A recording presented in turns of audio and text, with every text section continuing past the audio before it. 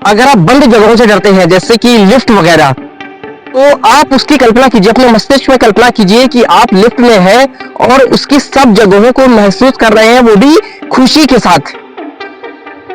कुछ ही समय में आप देखेंगे कि आप पूरी तरह से स्वतंत्र हैं और लिफ्ट का प्रयोग आप खुशी खुशी कर पा रहे हैं, पूरे आनंद के साथ, पूरी तन्मयता के साथ। और स्पष्ट रूप से आप देख सकते हैं कि आप पूरी तरह से लिफ्ट की सवारी या बंद जगहों में रह सकते हैं।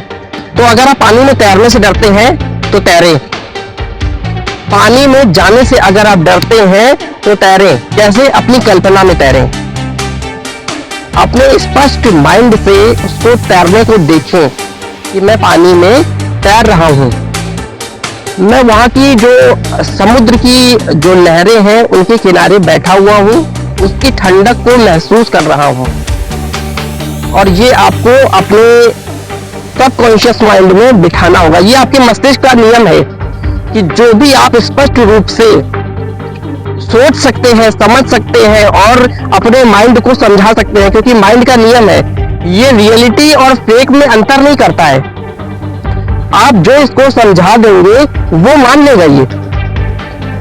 तो ये बुक जो है बहुत ही अद्भुत है, the power of subconscious mind. तो अगर आप तैरने से डरते हैं तो पानी का विचार करें अपने सबकॉन्शियस माइंड में, कहीं एकांत जगह पर हो सके तो सुबह के टाइम उसको अनुभव करें और अपने पूरी तरह से अपने को देखें, तैरते हुए देखें और खुशी का अनुभव करें। और आप ऐसा देखें, कुछ ही समय बाद आप देखेंगे कि आप पूरी तरह से पानी में उतरने से डरेंगे नहीं, आप पूरी तरह से तैर पाएंगे। ये मस्तिष्क का नियम है। अगर आप असफलता से डरते हो तो सफलता की ओर ध्यान दें। अगर आप दुर्घटना से डरते हो तो ईश्वर में आस्था रखकर उनके मार्गदर्शन का उस पर विचार करें। अगर आप बीमारी से डरते हो तो पूरी तरह से संपूर्ण स्वास्थ्य पर ध्यान दें। तो उसके विपरीत जैसा कि आप सोचेंगे वैसा ही होगा, परिणाम वही मिलने वाले हैं जैसा कि आप सोचते हैं।